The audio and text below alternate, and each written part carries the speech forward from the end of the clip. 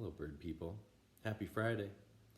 Jack here with another short lesson. This one actually is going to be short. I wanted to talk about octaves today, and I think they're really helpful to kind of unlock the higher parts of the fretboard that can be a little bit confusing. So firstly, what is an octave? An octave is basically two notes that have the same name, same note, but we're going to work with higher octaves. So the higher note has twice the frequency of the lower note. And some definitions include all the notes in between the octaves. So why octave? Why 8, right? Let's go through the major scale here and we'll count out the numbers here so you can see that it's the 8th note in the series. So we have 1, 2, 3, 4, 5, 6, 7, 8. I just ran the G major scale and started on G. G, A, B, C, D, E, F sharp, G. So that 8th note we get to is our octave. So it's the note repeating itself.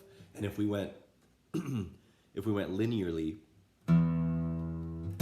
we have our 12th fret that resets our octave, right? So E, E, A, D, D, G, G, B, B, B, E. Sweet. So for the most part, the pattern stays consistent, and we'll talk about as we get higher when we get to the B string, how that changes. So this is a cool way, actually, by just knowing the notes on the E and A string, we can actually figure out all the notes on the fretboard just from those. So let's just go up the notes really quick on the E string. E, F, F sharp or G flat, 3rd fret is G, G sharp or A flat, A sharp or B flat, B, right to C, C sharp or D flat, D, D sharp or E flat, and then our octave. So here is the spacing for finding our octave. Let's start on our A here. 5th fret, E string is our A, right? So then we're gonna go up 2 strings and up 2 frets. So in guitar speak, that's actually down, right? We go. We're gonna skip the A string and we're gonna play on the D string and we're gonna go up to the 7th fret, right? So, and we're gonna check it. Same note, right? A. Oh, it's that spoon song. I told my come on. So this is true across all frets now. You have this relationship, this stack. And to practice it, you can play each individual string, or sometimes I do this little weird pluck thing. But what you can do is mute. I have my pointer finger kind of lazily draped over the A string. That's muting that. So I can play in a single downstroke. I can actually get both those octaves.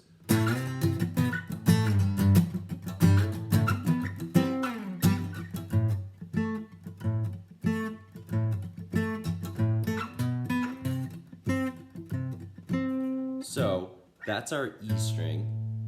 Then let's go off of our A string. Let's go same fret just to keep it simple. We'll go 5th fret of the A string, which is, you guessed it, a D.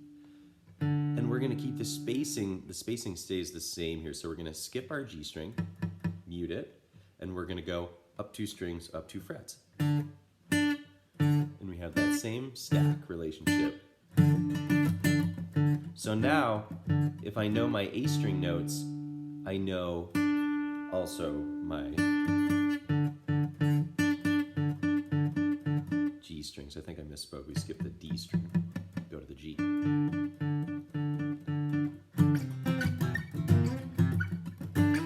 And as you get more comfortable with these, you can start moving them around and actually kind of incorporate them into your leads, which is kind of a sweet thing, kind of hard.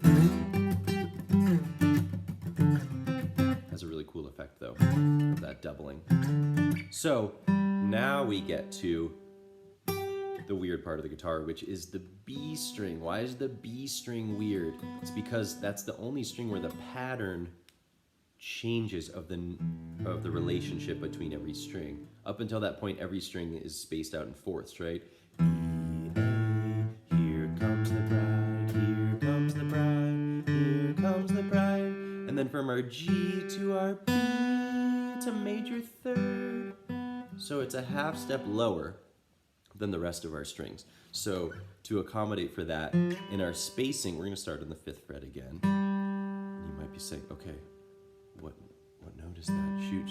What's the 5th fret of the D? We can work backwards and use your reverse.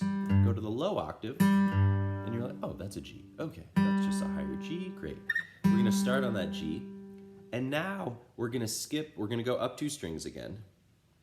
But now, because the B string is strung a half note lower than the rest of the pattern on the guitar with how the strings are oriented, we're gonna have to go up 1 extra half step to make up for that difference. So we go G, G, so that'll be a pinky reach. And again, I'm muting that G string, and I'm playing D string, B string, D. This is just a great pinky strengthener here. And again, you can move this around.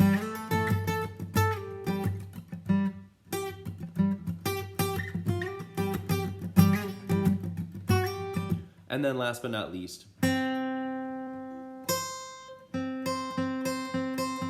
from our G up to our E, we're gonna go up 2 strings and up 3 frets here to stick with the pattern, right? Because E, B, E, that return to the fourths, but because the B offset the pattern, we have to stick with that spacing for that high 2 strings. But another way of navigating the high E string is just off of the low E string, because whatever happens on the low string, low E, happens on the high E. Right? All the same notes. I hope that's helpful.